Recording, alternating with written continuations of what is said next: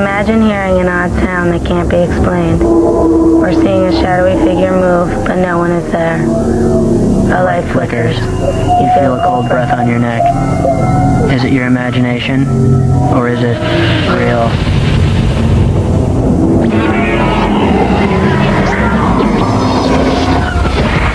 September 4th, 1998, Savannah, Georgia.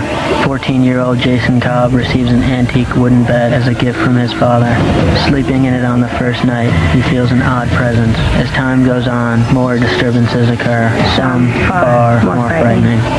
December 1986, Seacliff, New York. A family makes a home movie of their Christmas play. When they watch it, a bright flash is seen in the picture. Suddenly, the image becomes startlingly clear, but there's no member of the family.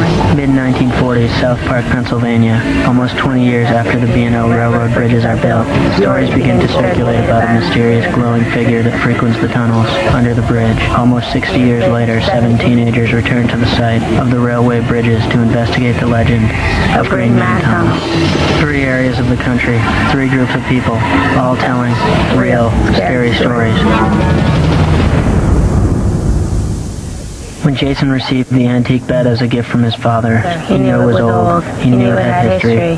What he did not know was that it was already occupied. The very first night I slept in my bed, I felt like somebody or something was watching me. There was something that was going on in his room that we couldn't explain. It was amazing how many different ways he was communicating with us. They don't go to the light when they first die. They're going to kind of stay where they died. I guess it was his bed and he couldn't leave it.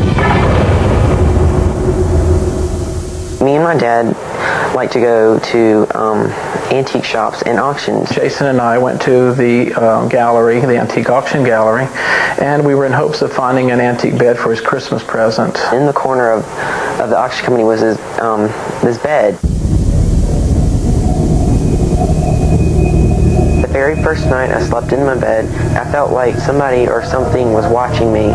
They were leaning over my bed and just staring at me. The very next night, I felt like a cold breath was, like somebody was breathing on my neck. You know, I thought it was just a draft or something. When this happened, I didn't tell my parents because I thought it was just me being a little paranoid. The last thing I thought it would be was a ghost, you know, messing with me.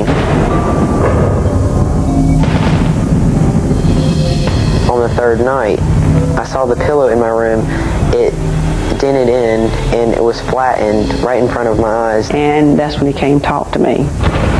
My mom didn't believe me. And I said, Jason, there's got to be a logical reasoning for it. Well, I had a picture of my grandparents on one of my nightstands.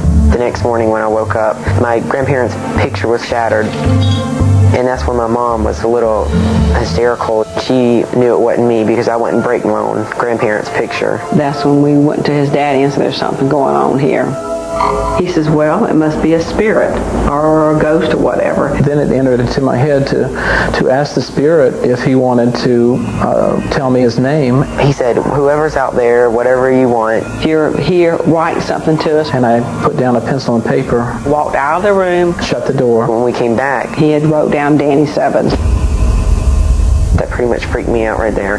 I found it very disturbing. I didn't want to sleep in there at all. Even though I said I've always believed in spirits and ghosts, but it was always somebody else's experience. It never was my experience. He wrote a note about his mother died in the bed in 1899, and that made us kind of sad, I guess, but it was kind of confusing because we didn't know if his mother had died in the bed or if Danny had died in the bed. He liked to play little jokes on us. He didn't want me to sleep in the bed at all. That was his bed. I laid on the bed and said, Danny, this is my bed now. I was turned around to the closet where I couldn't see the other wall. I heard something cling off the wall. He said he heard it come off the wall. And I turned around and it looked like it was hovering right where it was hanging. And then it came flying at me. His terracotta head came across the room. I moved out of the way and it hit the closet door and shattered into 1,000 pieces. I didn't know he had the power to do something like that. 10 minutes later, he went back to his room and it was trash. The curtains were down, the lamps was put down, the boys put the bed in the car again, and it went off to auction. And that's the last time it was at the house. When Danny's bed left Jason's house, so did Danny. The Savannah newspaper had done a story on Danny's bed. My wife insisted that I purchase the bed. We had a security system and we never had any kind of difficulty with it. It was going off sometimes 2 and 3 times in the evening. A lot of our local customers that frequent the shop, they refused to come in. And so we decided to sell the bed. We had heard about Danny's bed, the haunted bed, and my daughter said, "Oh, I've got to have that bed." I've heard that he could get mad if you sleep on the bed. That's why I never really messed with the bed. When I'd go in Danny's room, I'd feel a cold, damp feeling. Those who are willing to listen are sometimes also lucky enough to hear. Psychic Connie Brannon was brought in to listen to Danny. Danny is an energy form at this time versus a form like us, and he can manifest himself as a person, but he manifests his energy different ways. Spirits can attach themselves to anything, to a car, to a ring, anything in their prior life that was very special to them in some way. The bed was a family heirloom, so when he died, he prefers to come visit this. This is something he knows. This is something he's comfortable with. I'm hearing the bed needs to have its own special place where it's not moved anymore. I feel sadness. It's a deep, sad, lonely feeling.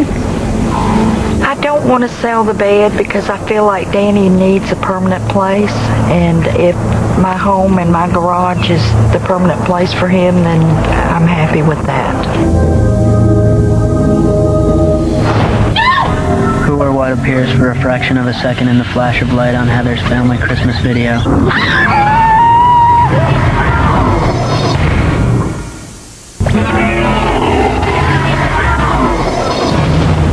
At first, Heather and her family ignored the strange things that were happening around their nearly 100-year-old home. But When they found a haunting figure in the burst of light caught between frames on the family's Christmas video, they were no longer certain that they were the only ones in the house. We found blood. I've been hearing screams. Strange sounds. He's here and he's watching. She dug up the dolls. They were buried along the foundation of the house. They have captured the ghost On the tape. It was very real. Tonight I'm going to see the ghost. He's there, he's on that tape, and it is freaky.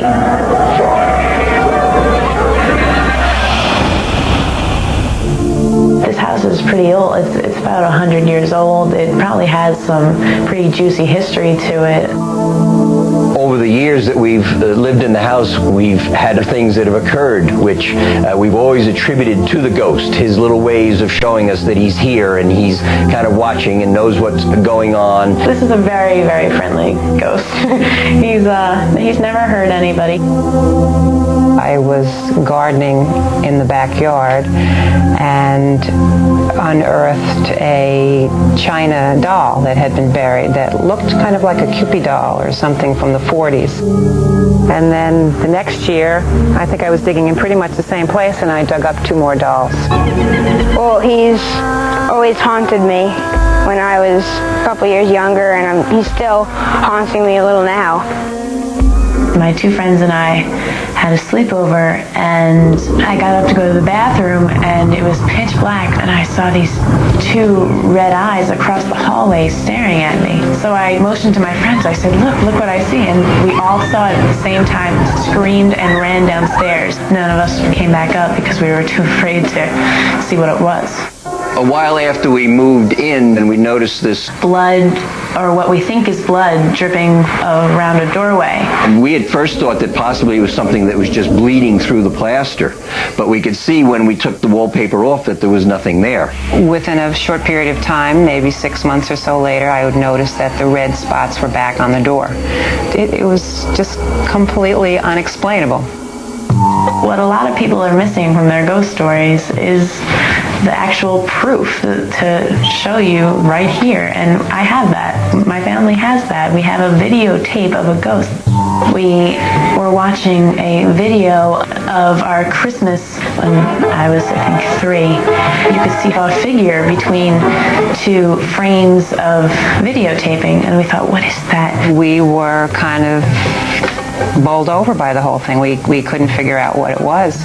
It was a new tape. It wasn't anything we had taped. We know that for a fact. We just knew it was something mysterious. For a while, we didn't let Heather watch the video because we thought it would scare her. And as a matter of fact, Drew has not seen it yet. Tonight I'm going to see the ghost for the first time. Hope I'm going to stay in the room. It's going to be very scary for me, and I don't know what I'm going to do. We have captured a ghost.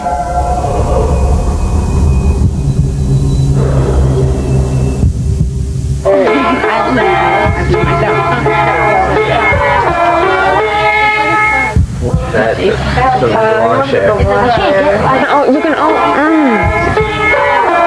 Flipping it. Okay, you guys really. Yeah. I always flip it.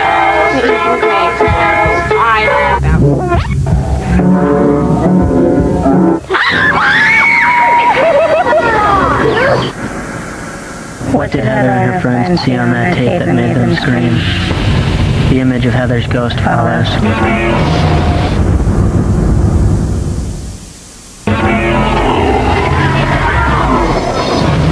Retired Special Agent Tom Vinton has worked on thousands of cases in his 27 years with the FBI.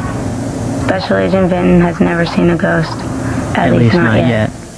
I have here the tape that is the original tape of that contains this alleged ghost. It was a new tape. It wasn't anything we had taped. We know that for a fact. I think a videotape is an excellent piece of evidence. You would want to freeze whatever frames there were that perfectly, or as best, identified the perpetrator. Why don't we go take a look at it?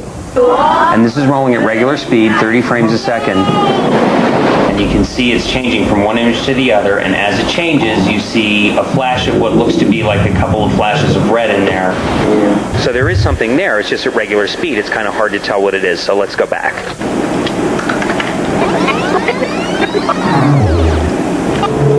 We're stepping back one frame at a time.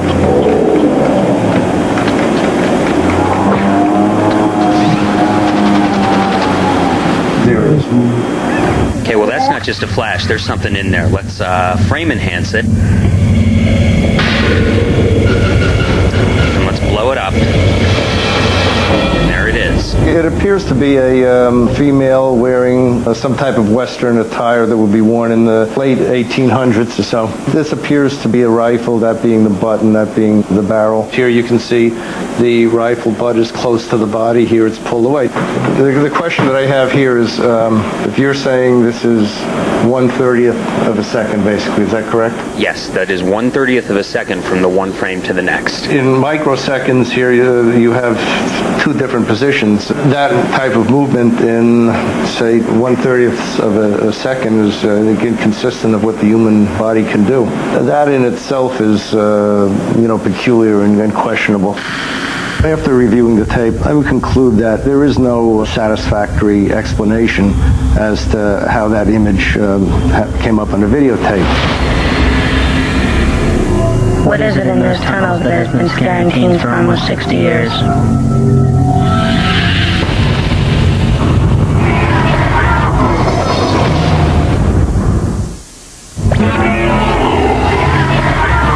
The legend of the Green Man has been passed down by countless South Park, Pennsylvania teens for decades.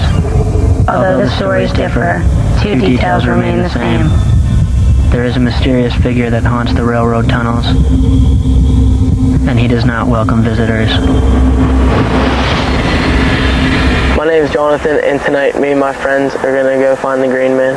I'm going to Johnny's Diner to meet Nick, Bria, Michaeline, Shannon, Addie, Tony. We're going to discuss our plans tonight. We're probably going to go to Green Man's Tunnel. He was telling me about that rumor from school, about that Paul kid that disappeared. It's not true. Yeah, it is. No, it's not true. Yeah. That tunnel was haunted. I am not going. I want to go, but like, don't try to find out. You act like we're never coming back if we go. It's not going to be a scary thing. You just go find out a story. Look at a tunnel and leave. It'll be fine.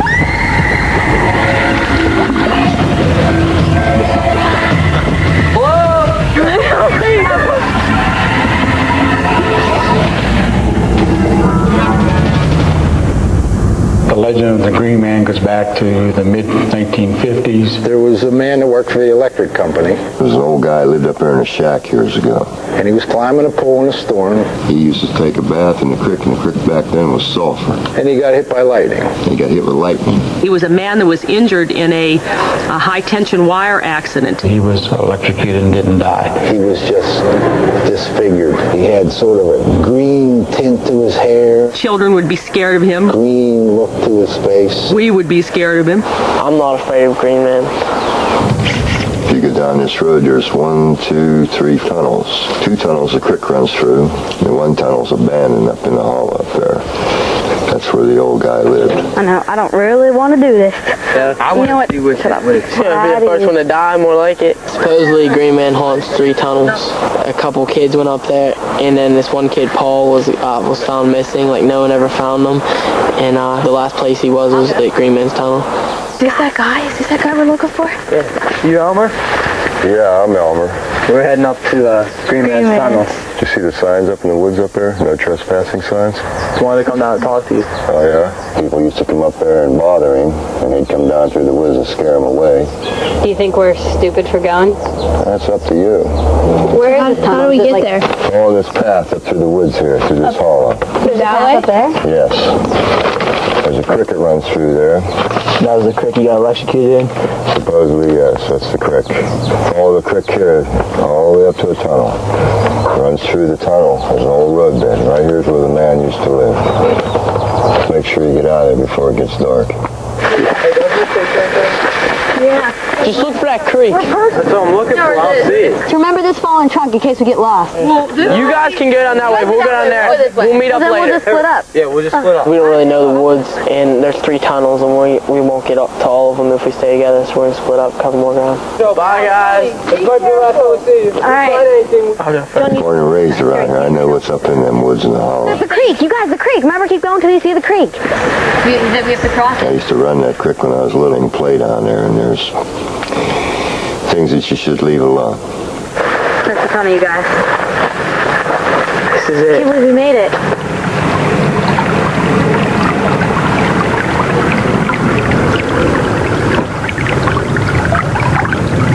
I'm not afraid to go in. You go first. Something happened there one day. Something had to start the story. I heard that the story is actually based on a true person, a real man that lived down there. I think he just wants to be left alone.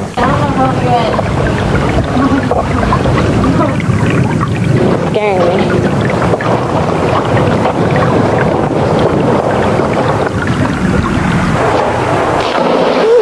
Okay, what was that?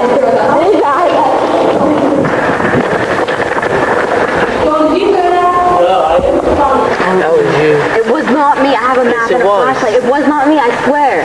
We gotta find them. Look, I think that's them over there. Tony! Tony! Bria! Just saw something. Look over here. Nick! Michaeline! I swear, I just saw something right over here. Finally. He wasn't down there. He wasn't down there. Yeah, what did you guys disappear? One guy wanted to show his girl, Green Man's tunnel, so he took her down there. And they got out of the car and he said, see, there's nothing going on here. And there was this man comes running out of the woods, and they both got in their car and locked the doors, and he's running around, jumping on the car, and of course they took off frightened. Well, there's like complete darkness in here. I don't think he's in here. We should go check another tunnel, guys. What? We should go check the other tunnel. I don't see it. I want to go home. He said we should be out of here when it's dark. Yeah, and it's been dark a long time ago. I think that he follows people through all the tunnels. I think he's in all of them. But mainly, I think he's in the 3rd one. You guys, look. It's the last one. I say we split up. Yeah, I'll go up. You'll go? Yeah. Watch. Oh, God. He's going to be in here. After that, they've been in there too long. More of us should probably go in. We should find them. 2 or 3 or more of us should go up there. We haven't. I'll go in by myself. I don't really. You sure? Man? Yeah, because you need to stay with Shannon. We need to get in there.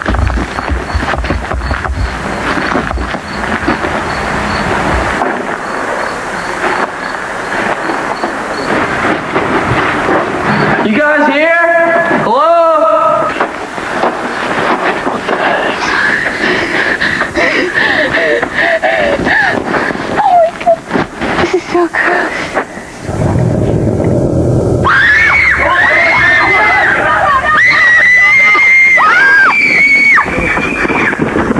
To this day, when we drive down there, I lock my doors and I close my windows. 33, 40, 50 years later, you gotta believe, why is this story still hanging on?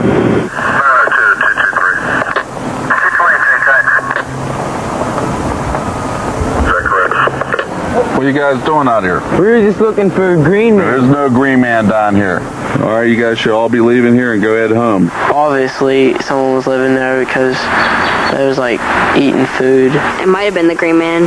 Whatever was living there was creepy. I don't know. There's no green man around here. That's all myth.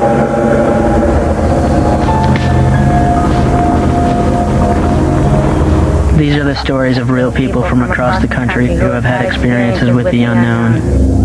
If you have a story to tell, visit our website at realscarystories.com or write to us at Highland Entertainment, P.O. Box 2036, Old Chelsea Station, New York, New York, 10113.